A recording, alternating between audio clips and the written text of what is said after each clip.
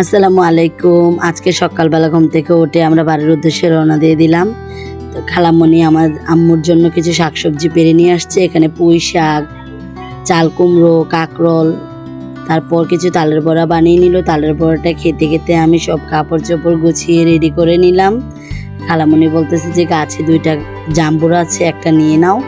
পাড়ার সময় জাম্বুরাটা ফেটে গেছিলো। তো খালামণিদের বাসা থেকে আমরা একটা অটো নিয়ে মাদায়ের উদ্দেশ্যে রওনা দিয়ে দিলাম। তো আজকের ওয়েদারটা অনেকটাই সুন্দর ছিল। সকালবেলা শিশিরে বাতাস, আমরা এই সুন্দর ওয়েদারটাকে উপভোগ করতে করতে আমরা মাদায়া এসে পৌঁছে গেলাম। তো মাদায়া এসে একটা মাইক্রো নিয়ে নিলাম।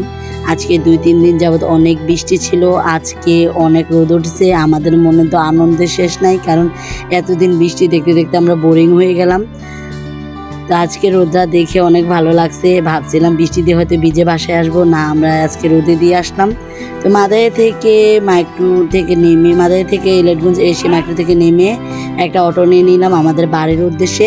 তো বাড়ির থেকে আমরা কিছু চিপস চানাচুর নিয়ে নিলাম। গাড়িতে বসে সবাই মিলে একসাথে খেতে খেতে আমরা আমাদের গ্রামের নেমে গেলাম। তো আমাদের বাড়ি পর্যন্ত গাড়ি আসে, কিন্তু আজকে 2-3 দিন বৃষ্টি হওয়ার কারণে গাড়ি আসে নাই। তো আমি আমার বোন হেঁটে হেঁটে বাড়িতে আসলাম। নানুর নায়নাতদের নিয়ে নানু বাড়িতে চলে গেল।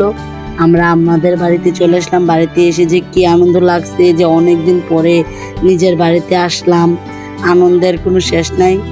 তো আমরা তো অনেক আনন্দ করে বেড়ালাম, অনেক খাবার খাইলাম।